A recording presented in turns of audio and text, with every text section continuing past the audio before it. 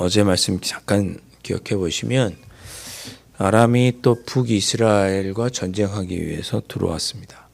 전쟁을 하려고 들어왔는데 엘리사가 이스라엘을 도와주죠. 왕이시여, 지금 아람 군대가 어디 매복되어 있으니 조심하십시오. 또 어디 매복되어 있으니 그리로는 가지 마십시오. 이렇게 하나님의 사람이었던 엘리사가 마치 그 아람 군대에 회의할 때 있었던 것처럼 그 자리에 가 있지도 않았는데 그냥 기도하다가 한 거죠. 그렇게 다 어디에 어떤 작전을 쓰고 매복해 있는지를 다 알려주니까 아람 군대가 도무지 북이스라엘을 이길 수가 없는 거죠. 그래서 엘리사부터 잡아야겠다라고 생각을 하고 엘리사가 머물러 있던 도단이라고 하는 성으로 병력을 보냅니다. 그래서 밤새 가서 엘리사를 잡기 위해 도단에 많은 아람 군대가 이렇게 그 성읍을 둘러싸게 됩니다. 그게 어제까지의 말씀이에요. 그래서 하나님의 사람의 사환, 그러니까 엘리사의 사환, 누구죠? 게하시. 게하시가 일찍이 일어나서 밖에 딱 나봤더니 깜짝 놀란 거예요. 자기가 머물긴 이 비록 작은 동네지만 이 도단이라고 하는 곳, 이 성 주변에 아람 군대가 이렇게 삥 둘러서 포위하고 있는 걸 본 거죠. 그러니까 걱정이 됐겠죠. 어떡하지? 이제 죽었네? 뭐 그런 생각했겠죠. 군사와 말과 병거가 성읍을 에워싼 걸 보고 그 게하시의 입에서 엘리사에게 말하는 것이 이제 15절이죠. 이런 말이 나옵니다. 내 주여, 우리가 어찌하리이까? 큰일 났네. 다 죽었네. 어찌하리이까? 이런 얘기가 나온 거예요. 그러니까 어제 마지막 5절에도 그런 얘기가 나왔죠. 하나님의 선지자의 제자 중 한 사람이 도끼를 물에 빠뜨리고 어떡하지? 저거 빌려온 건데 어떡하지? 여기서 말하는 아는 낙심과 또는 두려움, 절망, 슬픔 이런 걸 표현하는 말이에요. 이제 어떡하지? 도저히 빠져나갈 방법이 보이지 않네. 어떡하지? 이제는 꼼짝없이 붙잡혔네. 아무것도 할 게 없구나. 이런 무기력함의 표현이 이 감탄사의 이 말에 나오는 거죠. 게하시가 그렇게 낙심하고 두려워하고 절망하고 슬퍼한 것입니다. 그렇게 내 주여 어찌하겠습니까? 라는 게하시의 안타까운 말과는 달리 16절에 엘리사의 말은 전혀 다른 말이 나오죠. 16절 말씀 대답하되 두려워하지 말라. 두려워하지 말라. 우리와 함께한 자가 그들과 함께한 자보다 많으니라 하고. 걱정하지 마. 지금 우리를 잡으려고 온 이 둘러싼 군사들보다 훨씬 더 많은 우리와 함께한 자들이 있어. 걱정하지 마. 두려워하지 마. 라고 말하고 기도하죠.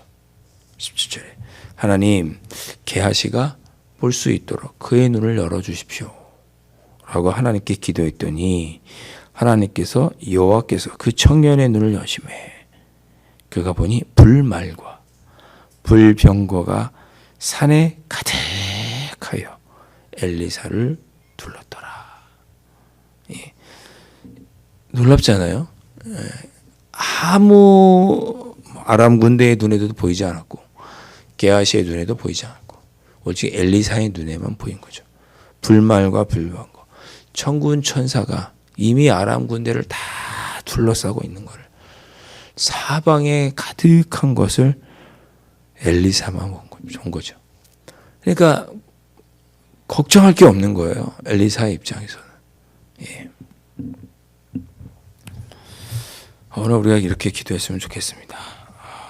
하나님, 제 눈을 좀 열어주십시오. 임마누엘 하신 하나님을 제가 좀 볼 수 있도록.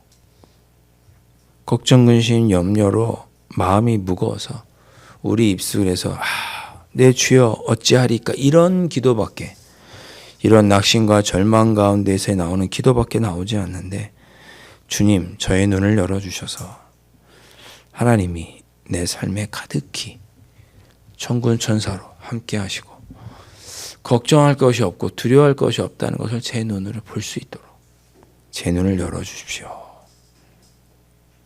저는 그런 생각이 들더라고요.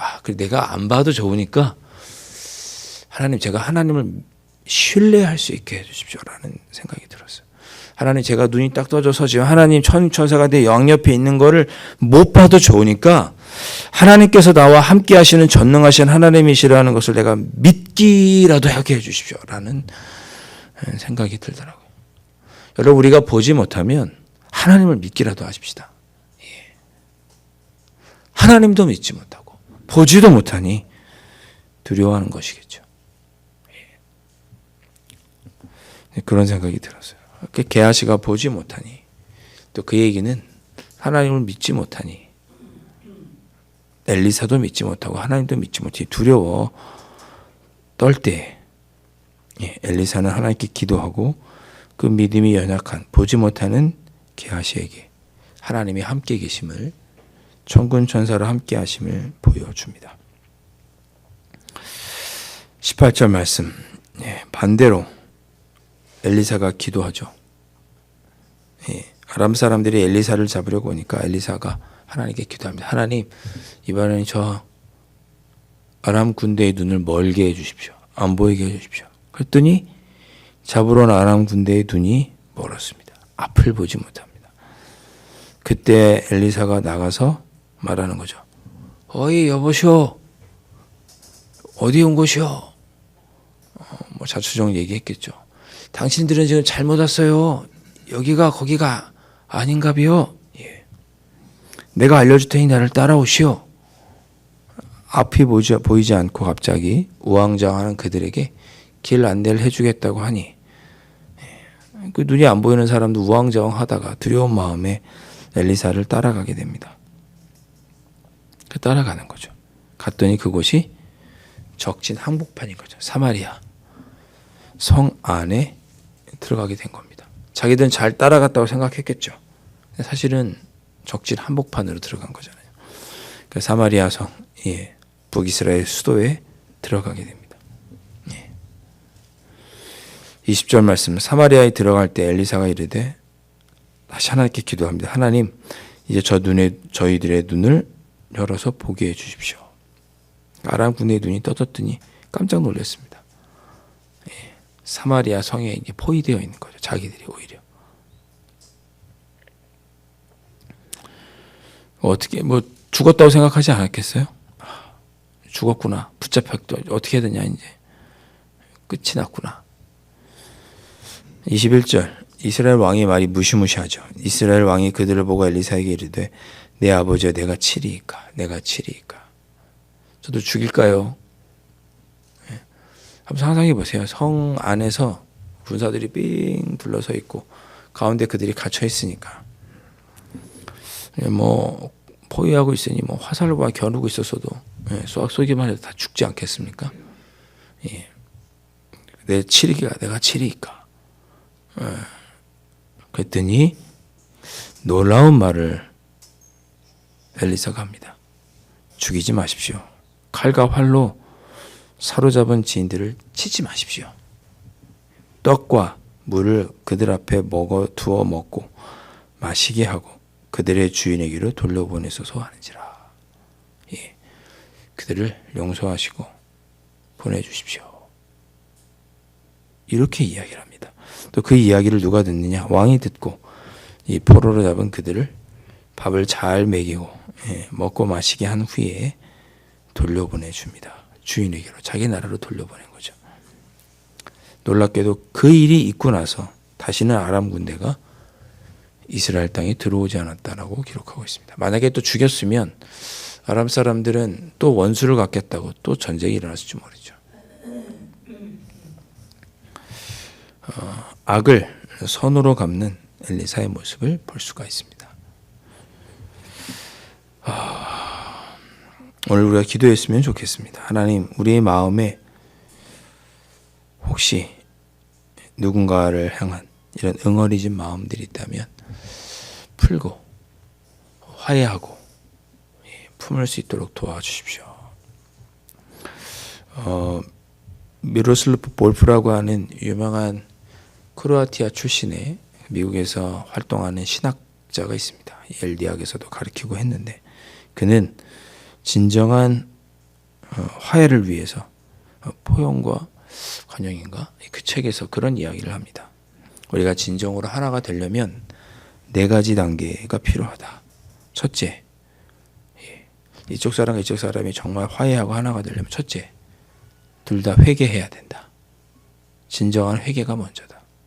둘째, 그리고 용서해야 한다. 셋째, 그리고 다음에 포용해야 한다.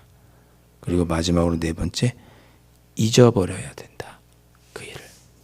그럴 때 진정 하나가 될 수 있다라는 이야기를 했습니다. 하나가 되는 건 그냥 하나가 되는 게 아니고 먼저 회개하고 그 다음에 용서한 후에 그랬다고 되는 게 아니고 상대방을 포용한 후에 그래도 계속 마음에 앙금이 남아있으면 안 되잖아요. 그 일을 잊어버려야 진정으로 하나가 될 수 있다라는 이야기를 합니다. 이 신학자는 이 시대에 사람들이 서로를 소수자들, 나라가 다르고 민족과 민족이 다르다고 전쟁하고 이런 상황들을 보면서 나라와 나라가 민족과 민족과 종교와 종교가 진정으로 포용하기 위해서는 이런 단계를 거쳐야 된다. 기독교가 이슬람을 품으려면 또 이슬람이 기독교를 품고 또 다른 종교를 품으려면 서로가 서로 간에 회개하고 용서하고 포용하고 잊어버려야 한다라는 이야기를 이 신학자는 했습니다. 여러분에게 다 잊어버리라는 말씀을 드리려고 이 말씀을 드린 것은 아닙니다. 그러나 진정 우리가 해결해야 되고 올바르게 나아가야 될 부분은 마음에 응어리진 것이 아니라 그걸 풀고 포용하고 품는 것이겠죠. 그러기 위해서는 그렇게 했을 때 북이스라엘과 아람의 관계도 정상적으로 회복이 되고 다시는 아람이 이스라엘에 두저러지 않게 됩니다. 혹시 여러분 마음에 응어리진 것들이 있다면 절대적인 것은 아니지만 그 신학자의 말대로 이런 단계를 거쳐서라도 마음에 응어리진 것들이 풀어주셨으면 좋겠고 그리고 우리가 오늘 하루도 살아가는 동안에 우리 주변에 하나님께서 함께 계신다는 것을 믿음의 눈을 들어 보시고 주님께서 함께 해주시는 줄 믿고 능력 있게 살아가는 귀한 하루가 되실 수 있기를 주님의 이름으로 축원합니다. 기도하겠습니다.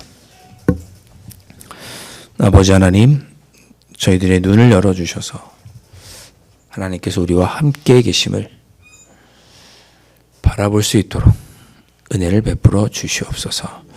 아버지 하나님, 저희가 비록 보지 못한다 할지라도 내 곁에 천군 천사가 있음을 보지 못한다 할지라도 전능하신 하나님을 온전히 믿고 의지하는 저희들 되게 하여 주셔서 적군이 사방을 우겨싼 것 같은 힘들고 어려운 순간에도 하나님을 믿고 의지하며 견디고 마침내 승리를 이뤄낼 수 있는 저희들의 삶이 될 수 있도록 아버지 하나님 은혜의 은총으로 함께하여 주시옵소서. 귀하신 예수 그리스도 이름으로 간절히 기도하옵나이다. 아멘. 하늘에 계신 우리 아버지, 아버지의 이름을 거룩하게 하시며 아버지의 나라가 오게 하시며 아버지의 뜻이 하늘에서와 같이 땅에서도 이루어지게 하소서. 오늘 우리에게 일용할 양식을 주시고 우리가 우리에게 잘못한 사람을 용서하여 준 것 같이 우리 죄를 용서하여 주시고 우리를 시험에 빠지지 않게 하시고 악에서 구하소서.